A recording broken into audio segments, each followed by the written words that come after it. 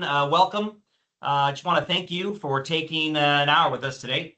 This is episode 3 of our CIO Boardroom series. I'm Eric Codorniz, co-founder here at Synoptek, and I'm joined by our Chief Technology Officer, Jay Cann.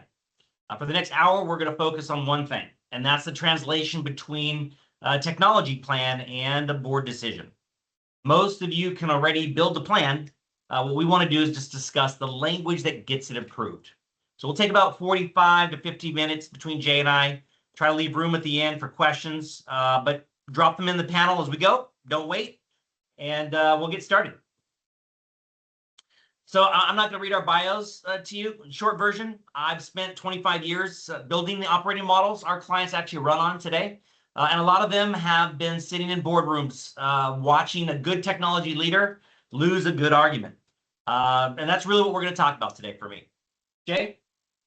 Yeah, same for me. And what's on my slide is my title, but what matters is that the platform, debt, and AI governance decisions that we're going to walk through today are the ones that I actually run across with our client base. So when I tell you that something doesn't work, it's usually because I've watched it not work. Right. So two of us, same problem, different perspectives. Let's get into it. All right. So 3 sections, and they're on the screen, so I won't read them to you. But the arc is simple, right? We start with money, and we move to the operating model, and we finish with proof. The thing I would flag is the bottom line, right? Everything here is built to be lifted. Take the slides, take the templates, build them in your own board packet. You don't need a relationship with us for any of it to work. Okay, section 1. And the whole premise here is that technical debt is a phrase that has never once gotten a project funded. So I want to start with what actually changed, because I don't believe boards got harder. They just maybe moved the goalposts, and our reporting didn't move with them. You can read both columns, and what I'd point out is the difference here. The old questions all had yes/no answers. And every one of the new ones has a number attached, and that number is in dollars. So uptime didn't stop mattering, it just became an assumption. And you don't get credit for an assumption. You only get blamed when it breaks. So here's what tells me this is real. So Gartner asked 2,500 CIOs, and still only 48% of digital initiatives hit their business target. That's flat year over year. So we're not failing at delivery, we're failing at translation. So these 5 are on the screen, and I bet money that nobody here disagrees with any of them. That's the point. There aren't our words, right? These are the words your CFO, your CEO already use. And the CIOs who consistently tie every decision back to one of these 5 don't just earn board confidence, they end up in the room where the strategy gets set, not just when the budget gets reviewed. But here's the trap. And it's the reason for the next 40 minutes, right? Everybody nods at these 5. Then you go back to your desk and realizing delivering on all 5 now takes deep expertise in 4 completely separate disciplines, all at the same time, and you only have one team. So I'd like to suggest that we retire the phrase technical debt, at least in front of a board. So I want you to think about who's at that table. Generally speaking, nobody there has debugged anything in their life, but every single one of them has approved deferred maintenance on a building, or they've written down an impaired asset, or they've priced a going concern risk. I mean, technical debt is all 3 of those things. It's just kind of wearing the wrong clothes for this discussion. The numbers on the screen, this gives you the scale, but the one I really want you to sit with is the middle one. 55% of CIOs and CTOs say that most of their core applications aren't AI ready. And then adding that, 63% don't have or aren't sure that they have the data practices that AI actually needs. So if you read those 2 together, here's what they tell you. Every AI conversation that you're having with the board right now is happening on top of an estate that can't support it. So your constraint isn't the AI strategy, your constraint's the estate that you already own. So let's make that concrete, because this is the slide that I'd put on your wall. So this is the same request in two different languages, and nothing in the right-hand column changes the work that you got to do. What it does change, though, is which budget the work competes in, and that's kind of the whole trick here. For example, the cyber insurance row, the second row from the top. Vendor support ends in 14 months, and after that, our insurance position changes. Nothing gets a board's attention faster than an insurance or disclosure consequence that has a date attached to it. So that's the room where everybody starts writing. And then the last row, which is one of my favorites, is the estate ranked by revenue exposure, where you choose the risk we keep. But notice what it's actually doing. It's handing the board a decision instead of a request. Because boards are constituted to decide. That's what they're there for. And honestly, they kind of quietly resent just being asked to approve things. But along with that, there's a warning, because I don't want anybody walking into a board meeting, walking into a bad meeting on this advice. The right-hand column only works if you actually know the numbers. Revenue exposure per system, support and end dates, the split between your run and your change. If you can't produce those, the language of change is just theater, and it's a good board will spot that in one question. So how do you fund it? So my advice is don't bring the board one number. It's a mistake. A mistake that almost everybody makes is walking in with a single number. 36-month modernization, $7 million, and a single number gets you exactly one response, which is, can we do it cheaper? And now you're negotiating against yourself right out of the gate. So don't bring one number. You want to bring three decisions. And there are three tranches that gets you which one do we start. So let's look at tranche one, retire, months 0 to 6.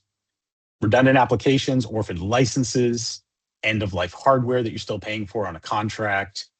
The board ask here is nothing. It's zero. It's self-funds, and it generates capacity that can help fund the other two steps, the other two tranches. So you're not asking for a 36-month check. You're asking permission to start something that helps fund the rest of it.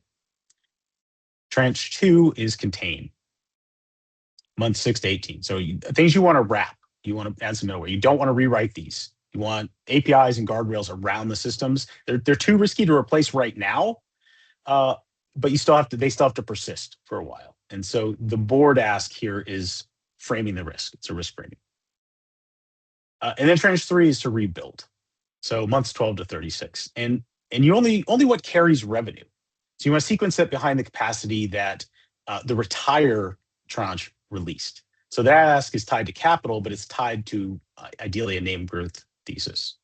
So the mechanism here is the whole thing. The first tranche costs the board nothing, and it generates capacity that helps pay for the second and third.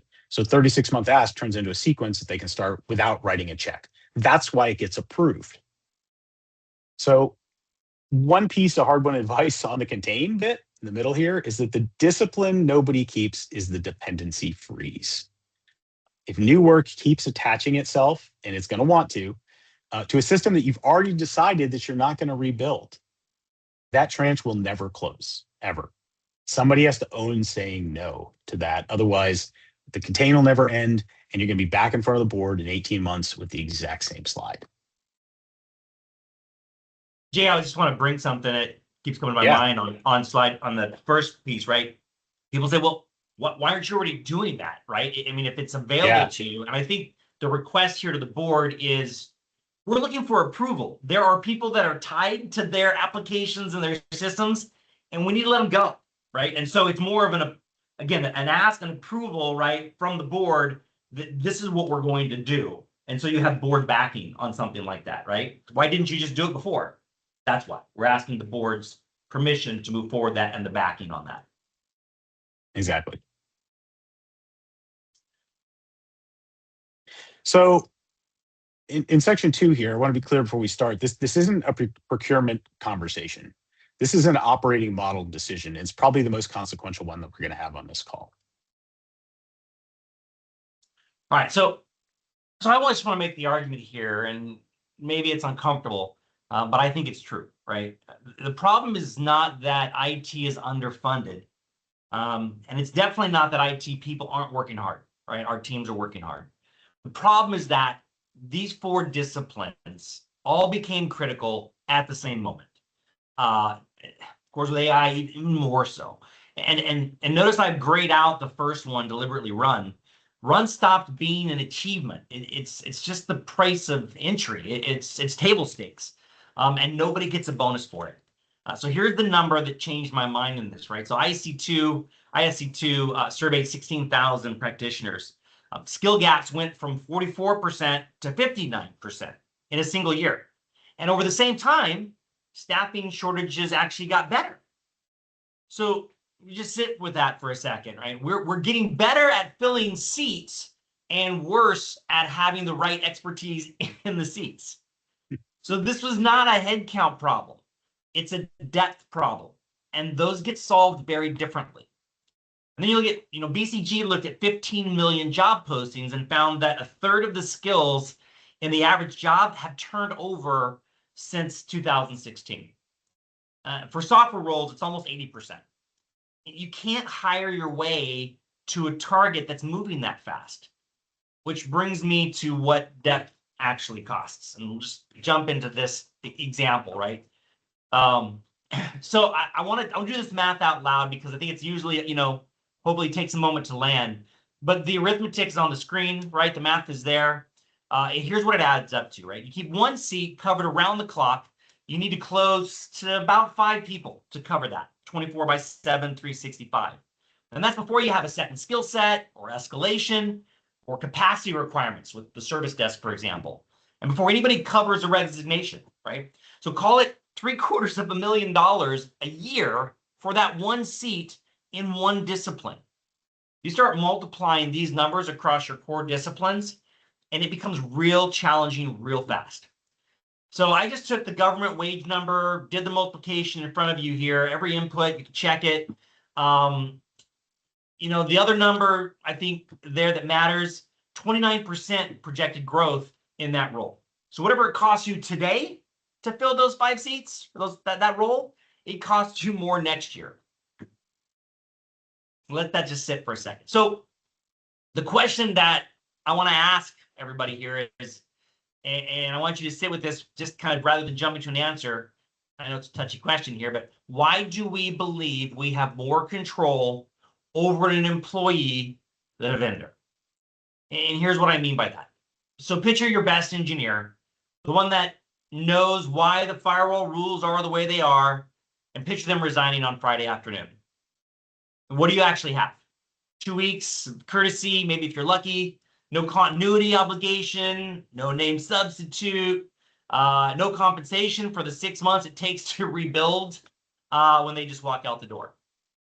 Now picture a partner or a vendor missing a commitment. And think about what you'd have in that situation instead. And look, I know the elephant in the room here, and I'll say it before anybody else does, right? We're a managed services firm. We drink the Kool-Aid. We have a very clear commercial interest in this argument.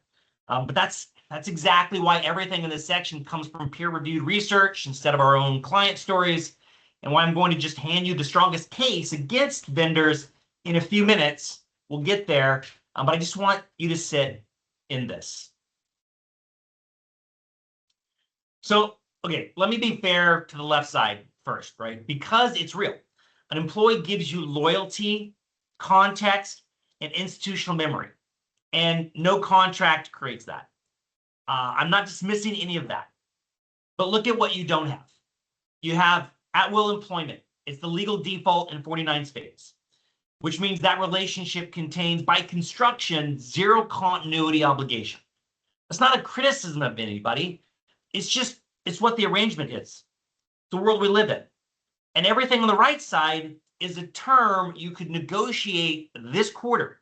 It's not aspirational. It's today. And here's the part that should bother all of us. So the World Commerce and Contracting surveyed 937 organizations, right? Almost 1,000 organizations. About half of them mid-market.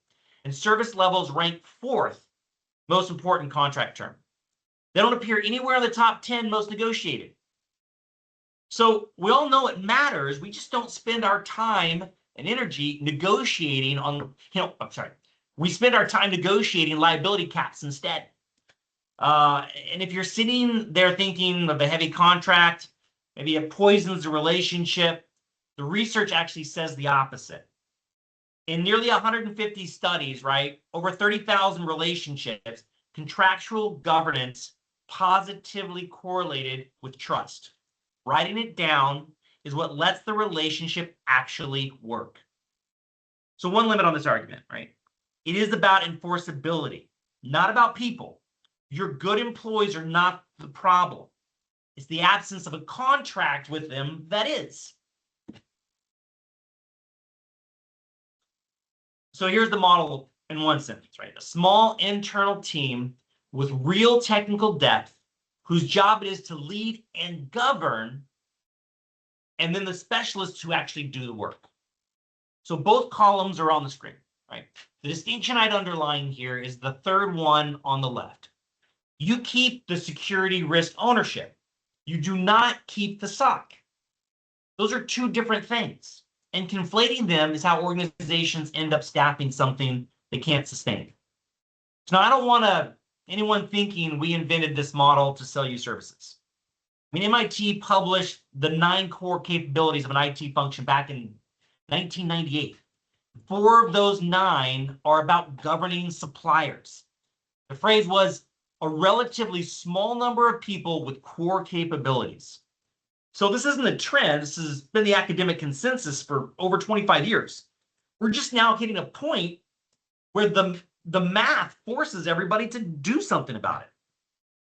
So one guardrail, though, it's important, right? Research across more than 300 processes found that the single thing that separates outsourcing that works from outsourcing that disappoints is retained technical expertise. So the left column has to be real engineers with real opinions. I also add a little bit of humility, but if you staff it with contract administrators, this fails.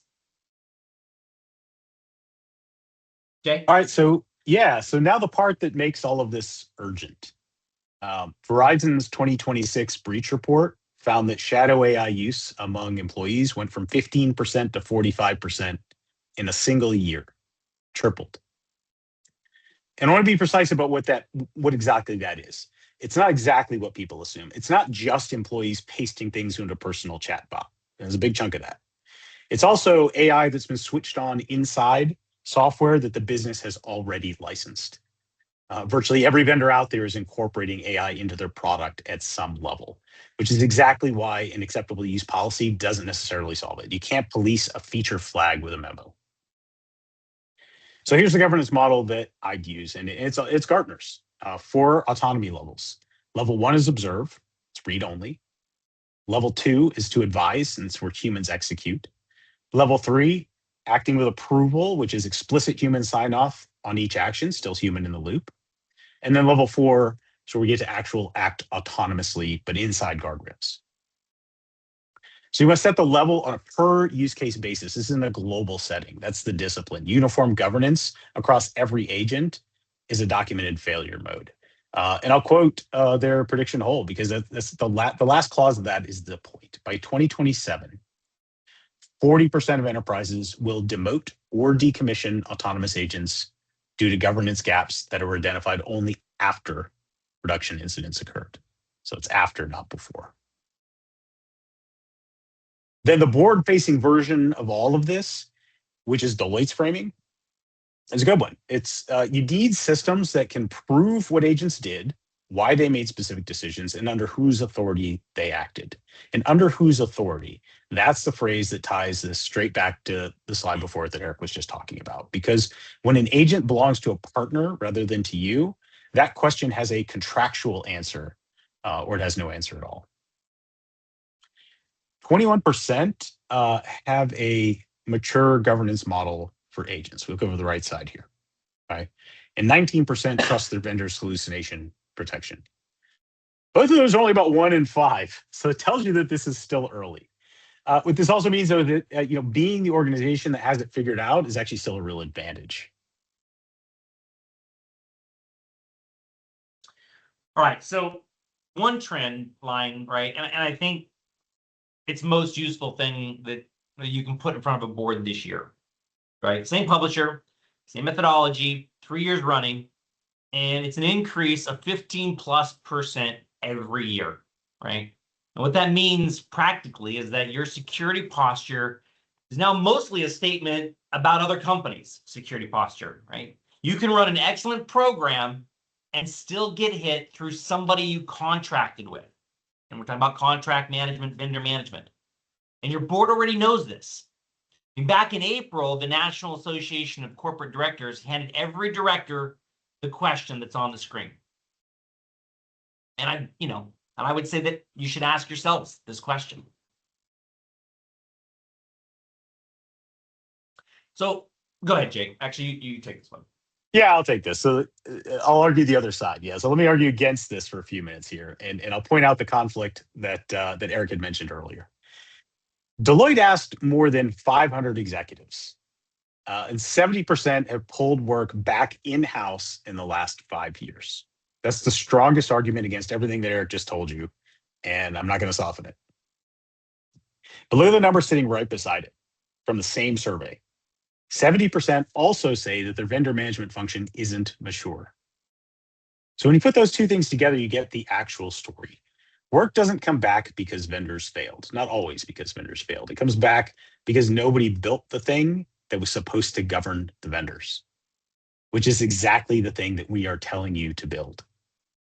And notice that Deloitte sells managed services too. I mean, that insourcing number cuts against their own book of business, which is precisely why we trust it.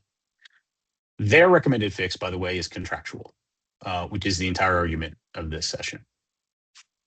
One last thing is that there's no credible published failure rate for outsourcing. Every number you've seen traces back to somebody's marketing. The peer-reviewed work says that the results are mixed and that governance pretty much always accounts for the difference. All right, so last section, measurement. And specifically holding every vendor you have to one standard instead of 8. And that's experience. So we'll jump right into it. So quick recap for anybody who missed episode 1, and I'll keep this just to a minute. Right, left side, everything IT reported was green. Right side, what people actually lived through, red. The one I want you to look at is the last item on the right. Nobody logged a ticket. They just worked around it. That's the dangerous one, because workarounds never appear in ticket data. So the worse the experience gets, the quieter your reporting looks. Your dashboard gets greener while your credibility gets worse. And that's why boards quietly discount IT reporting. Every one of them has met somebody living in that right column while reading a report from the left one. And Eric, if you don't mind, I'll just add something onto that. On that previous slide, we're dealing with on the left, it's not that stuff is wrong. This is objective reality that those numbers are correct, but it's not the subjective experience of the employees or the business or the customers and what they're seeing. So both of those, all of that can be correct and still be very wrong for what you're doing. Yeah. And that's the drive for experience SLAs, right? XLAs that we're trying to move here. So back to the 5 measures we discussed earlier in the hour, right? And every one of them belongs to somebody sitting in the boardroom. And it's deliberate, right? I'm not going to walk all 5, but I want to point you at the 3rd column, because that's the one that everybody skips. So anybody can name an experience metric. Almost nobody can tell you how they'd establish the before, right? And without a before, you don't have a measurement. You have an assertion, and the board can tell the difference. So take the first row, right? Time from quote requested to quote delivered. And it's simple. You baseline that by pulling 30 quotes and timing them. That's an afternoon. Sales already tracks it. Your board already cares about it, and it costs you nothing. And here's what makes this difference from a service desk scorecard. You've got 8 vendors, and every one of them can report green while the business still feels the outage or the pain point. So the idea is to take these and baseline them. Come up with the experience measurement, baseline them before you do the project, before you do the change. right? And then what you get is the one standard with one accountability integer, right, across the entire gap. And that's driving, again, this experience for each one of these. That's the hard part. I'll be straight about the evidence, right? There's no neutral statistic on XLA adoption. And every source is somebody selling something, including us, right? Our own blog. But this is our argument. It's not a cited trend. What I can point to, though, is SIM study, right? Over 700 IT executives, where customer satisfaction is now the #1 criterion for judging a CIO. Cost control fell to 22, right? 22nd. And the failure mode to avoid is that Everest Group found that these getting watered down into ordinary service levels through templatization, etc. Right? If you use somebody else's template for your SLAs, right, you're gonna get somebody else's outcomes. So net here, look at the experience of your end users and look to measure those. So this is the artifact that everything's been building towards, right? One page, 5 elements. This is all, again, now how do we go to the board on the screen, right? And to me, 2 of them matter more than the rest. Jay can jump in here, but look at number 4, right? One decision, be specific, put a date on it. Most of what we send to boards is an update, and an update doesn't need the board. If you don't give them something to decide, then you don't get an answer, you get another meeting. And then number 5, report the same measure next quarter, the same 2 numbers, 3 quarters running. And now your board stops asking whether IT can measure itself. It believes you, it creates trust. And that's the point where the conversation starts to compound instead of just restarting every time. And again, if it takes more than 1 page, then it's not ready. Bring the appendix behind you, but lead with the 1 page. Jay, anything to add here? Yeah, I think it's important about the risk we retired. Again, when you're talking about, this goes back to that first tranche we talked about, when you're talking about retiring systems things, that's exactly what you're talking about, is the risk that we retired. When you frame things in the context of risk, you're asking them to make a qualitative decision about where we're going to allocate, where we're allowed to take that risk. And that will help move decisions forward. All right. Go, Jay. All right. Yeah. So 5 questions your board. Now, they're going to ask a whole lot more than 5, but these are 5 questions that your board will ask about AI. And I'd expect every one of these in the next board meeting if AI is anywhere on the agenda. So on the left column is the question, and the right column is the artifact that answers it. And I put it this way: if you can't produce the artifact, you don't have an answer. You have an opinion. What are we spending on AI in total? Well, that means the consolidated line. That's licenses, that's token costs. But that also includes the per seat fees that are now embedded inside tools that you already own and maybe not have counted. Which use cases are paid back, and how do you know? You need some sort of value register. I mean, some sort of baseline captured before launch. If you have no baseline, you don't have a claim for that. And what could go wrong? I mean, who's accountable? Who's accountable when something goes wrong? You need to have a named executive owner per use case. It needs to be a person, not a committee. What data left the building? A data flow inventory by model, by vendor. This is where we reconnect to the vendor conversation that we had earlier, because that inventory has to include what business units bought this directly without telling you, as they will. And then question 5 is, which is the one that CIOs least expect and the boards ask most often? What do we stop doing if this works? And the answer is nothing. What the board hears is that the savings are theoretical. Now, on the panel on the right here, half of you have seen this. I'm sure probably more than half of you have seen this 95% headline before. 95% of organizations getting 0 return on generative AI. Some of you probably repeated it. I repeated it before in the past. So let's take it apart a little bit. It's a preprint. 153 responses were collected at industry conferences. They weren't peer reviewed. And it measures pilots, not actual programs. But here's the point that actually matters on that. the better sourced numbers still point in the same direction anyway. S&P Global, with 1,006 respondents, they found that 42% of enterprises abandoned most AI initiatives before they ever hit production. And that's up from 17% the year before. So the conclusion survives, even though that particular statistic doesn't, but that's a better statistic to use. You should use that second one. It's a bit more accurate. But I do want to close on a reframe to that, because I don't want you walking in, to a room, into a boardroom defensive. 2/3 of directors self-report limited to no AI experience at all. So they're not setting a trap for you. They're just relying on you to bring the expertise and the structure to the room. And Jay, when you and I talked about this particular slide, one of the things that it really struck me is I personally believe that companies are throwing everything at the wall, right? And seeing what sticks with AI. Everybody's it's moving so fast. It's hard for companies to keep up. And when we spoke about this, the biggest thing to me was it has to be granular. In order for you to get an ROI on AI, and it's moving so fast now. So even a study from last year or 2 years ago is almost outdated. Yeah.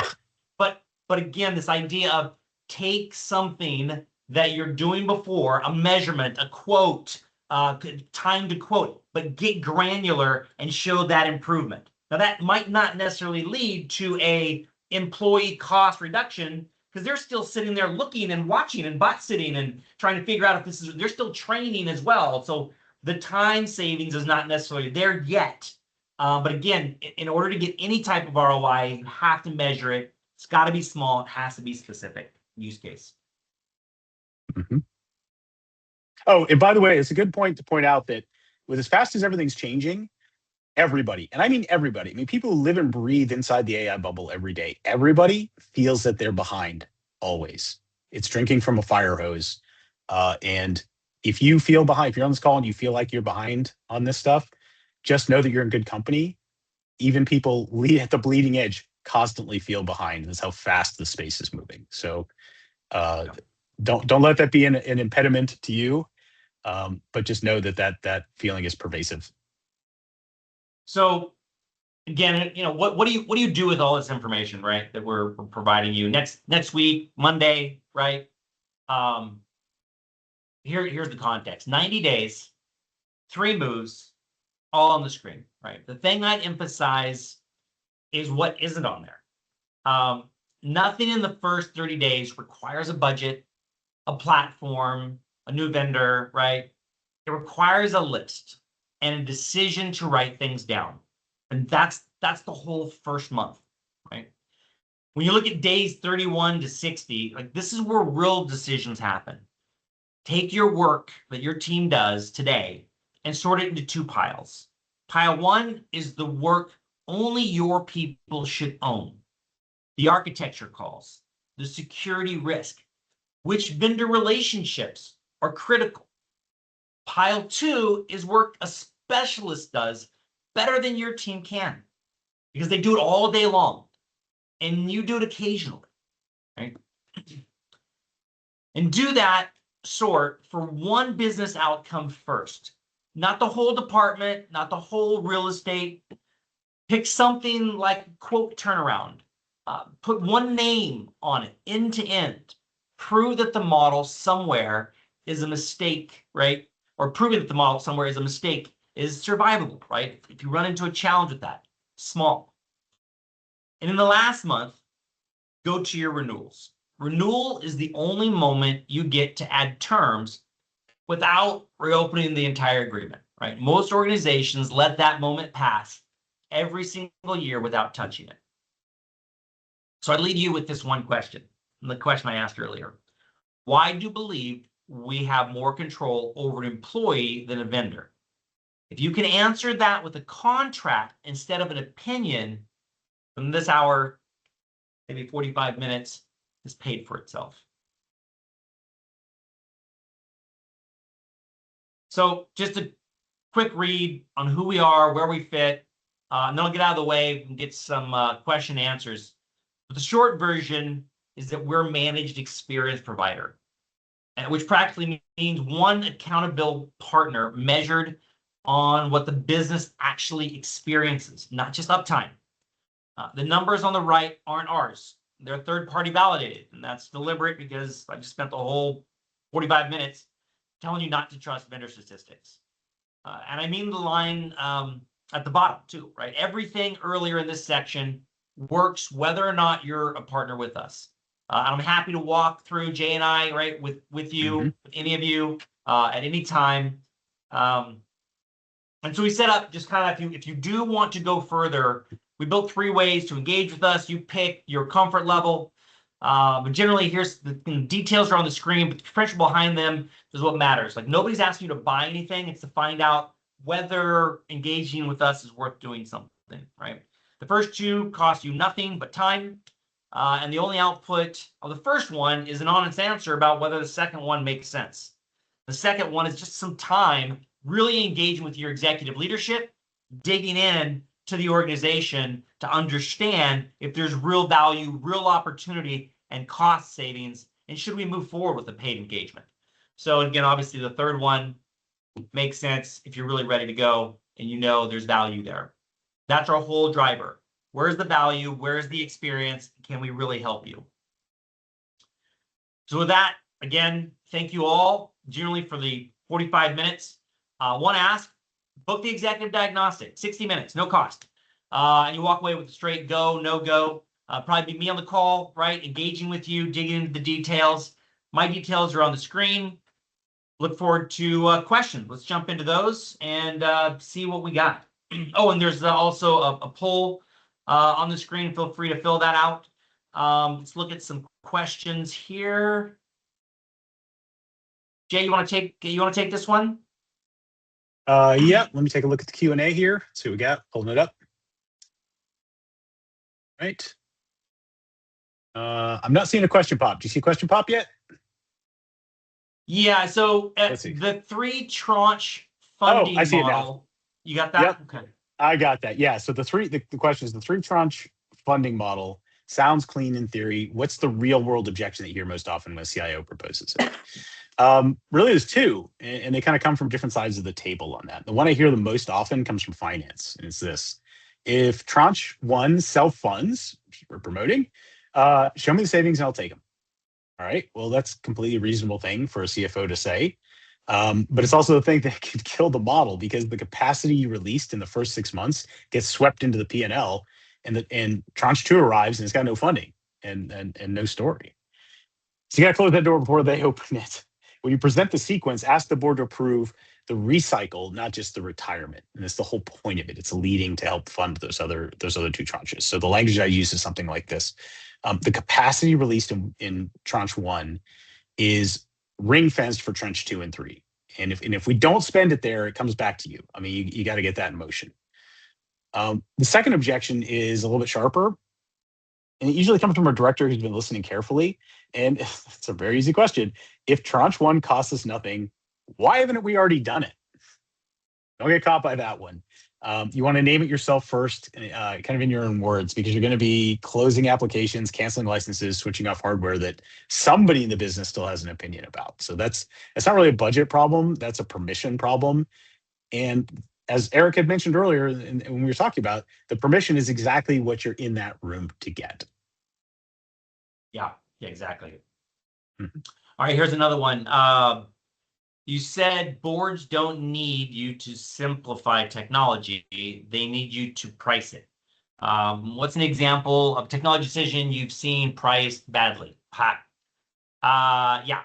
And here's the example. Almost everybody in this call has probably lived through in some form a cloud migration, right? It's priced at a cost reduction.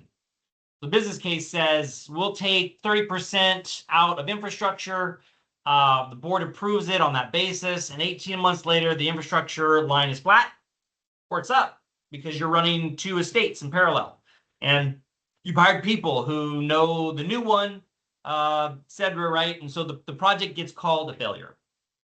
And here's what makes that painful, right? The migration usually worked, and release cycles got shorter, month end got faster. The company could do things it generally couldn't do before, but none of that was in the business case. so none of it can be counted. Again, measuring before and after is key, and we just often don't measure effectively before. So it wasn't a bad decision.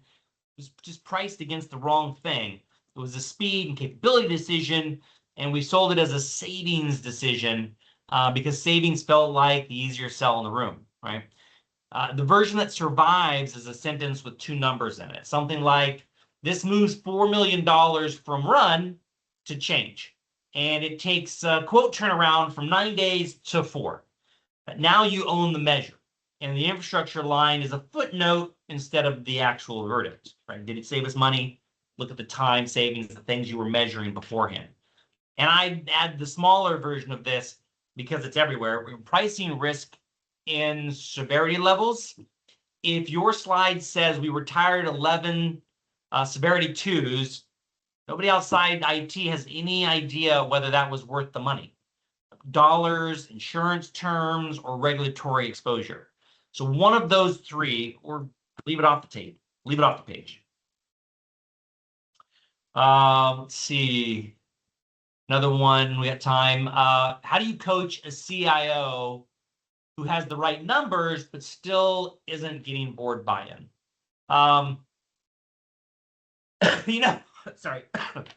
Well, I'd start by assuming it isn't in the numbers, right? Because it usually isn't. It's almost always one of three things. The first one, the page asks to be updated instead of asking for a decision. We talked about that earlier, right? It's not about updates, it's about the decision. If nothing on your page needs a vote, you wrote a status report and the meeting is going to feel like one. It's kind of empty, right? Blank stares. The second one, and this is the common one, it's still IT's number. It came out of your systems. You're the one reporting it, and nobody else in the room owns it. So you're asking the board to take your word for something that's material. So the fix for this individual is to borrow somebody else's credibility. If the measure is quote turnaround, that number belongs to the sales leader. So the sales leader says that out loud, same number, completely different weight in the room. And you're going to help them execute on improving that number. Big difference. The third one's a big one, and it's process failure rather than content. No board should ever hear a number from you for the first time in a board meeting. I've seen that. You're discovering objections live. You skipped the work. The board meeting is where a case gets ratified. It gets built in the one-on-ones beforehand with the different board members, the phone calls, checking in, the CFO, the audit chair, whichever director is going to have the hardest question, your sales leader that you need to make sure is on board with what you're going to present, right? Jay, I don't know if you have anything to add. Yeah, I'll add one thing to that. I mean, if you've been reporting green dashboards for 3 years, you have a credibility debt, and yeah, it's one good slide won't clear it. I mean, that takes the same two measures, 3 quarters running. It's slower than anybody wants, but it also works. Got it. Jay, you want to take that? I think there's maybe a last question, one more. Yeah. Let's see. Here we go. All right. We said control is about enforceable accountability, not proximity. What's a real example where a vendor contract outperformed an internal team on exactly that? Okay. Yeah. The cleanest one I can think of doesn't involve anybody performing badly. It's kind of why I like it. Mid-sized organization, their integration layer between the ERP and everything else was pretty much in one guy's head. This happens more often than it should. Very good engineer, but nothing on paper. I mean, he left for a better offer. It's entirely reasonable. But he took with it it took them a better part of 3 months to get back to the state they were in, before the Friday that he resigned. So there's no notice obligation, but it's beyond courtesy. They didn't have a named backup. They didn't have any documentation. There were documentation requirements, but nobody enforced it, right? So it happens a lot. And obviously there's no financial consequence for that. It's right to work. But same organization, similar scope, contracted out with substitution and continuity terms in the agreement. That's what you want. And this is not a guarantee, by the way, but you want to have the substitution and continuity terms in the agreement, a named lead, a named backup, documentation obligation, and a service credit tied to it if coverage lapse. That's the important bit. It's got to have some teeth in it. About 2 years in, the partner's lead engineer left as well. And they didn't need to find out. They didn't need to know. Surfaced in a quarterly review as part of a personnel note, but it didn't materially affect their service. And that's the whole argument in one comparison right there. The vendor didn't have any better people. It's just that they didn't have, they didn't have lower turnover. Same situation. But what they had was a contract that made the turnover the vendor's problem instead of the client's. So, but I want to be really honest about the limit about this. Obviously, it only worked because those terms were actually in the agreement. Most contracts, including some of ours, they don't necessarily contain the thing I just described. That lever exists, but you have to pull it. Your best time to pull it is at renewal. Yeah. Good deal. I think that's it. There's sources here. We'll go ahead and wrap it up. Want to thank everybody for your time. Have a great rest of your week, and we'll see you in the boardroom. Great. Thanks, everyone.